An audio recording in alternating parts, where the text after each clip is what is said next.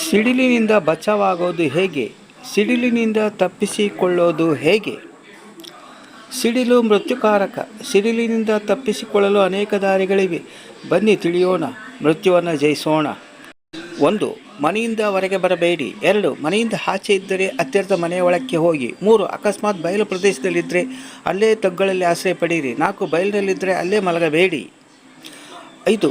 ಒದ್ದೆ ನೆಲದೊಂದಿಗೆ ಇಡೀ ದೇಹ ಸಂಪರ್ಕದಲ್ಲಿರಬಾರ್ದು. 6. ಕುಕ್ಕುರುಗಾಲಿನಲ್ಲಿ ತಲೆಯನ್ನು ಮೊಣಕಾಲುಗಳ ನಡುವೆ ಇಟ್ಟುಕೊಳ್ಳಿ. 7. ಯಾವುದೇ ಕಾರಣಕ್ಕೂ ಮರದ ಕೆಳಗೆ ನಿಲ್ಲಬೇಡಿ. 8. ಲೋಹದ ವಸ್ತುಗಳಿಂದ ದೂರ ಇರ್ರಿ. 9. ಕೆರೆಯಲ್ಲಿ ಈಜುವುದು, ಸ್ನಾನ ಮಾಡುವುದು ಬೇಡ. 10. ವಿದ್ಯುತ್ ಕಂಬ, electrical tower, mobile tower, transformer, ತಂತಿ ಬೇಲಿ, ಬಟ್ಟೆ ಒಣ ಹಾಕುವ ತಂತಿ, ಲೋಹದ ಗೇಟು, ಪೈಪುಗಳಿಂದ ದೂರ ಇರ್ರಿ. 11. ಗುಡುಗು ಸಿಡಿಲು ಸಂದರ್ಭದಲ್ಲಿ ಕಾಲ್ ಮಾಡಬೇಡಿ.